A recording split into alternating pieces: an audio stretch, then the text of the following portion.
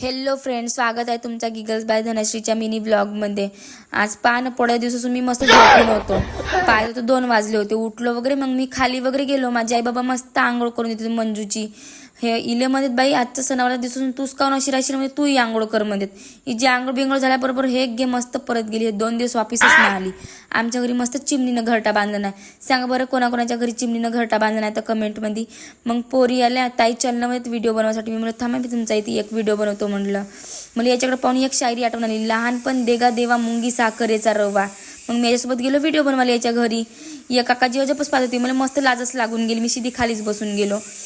मग मी घरी आलो, व्हिडिओ वगैरे बनवून। तर आमच्याकडे मस्त पोळा वगैरे भरला होता। पानं मस्त फुगे बिगे लावले होते, मस्त छान सुंदर तयारी केली होती डेकोरेट। मग पोळा वगैरे फुटला। तुमच्याकडे सांगा बरं कसा पोळा फुटते तर कमेंटमध्ये। मग आमच्या घरी आली नंदी बैलाची जोडी। माझ्या आईनं मस्त नैवेद्य वगैरे दिला, पाय वगैरे धुवून दिला।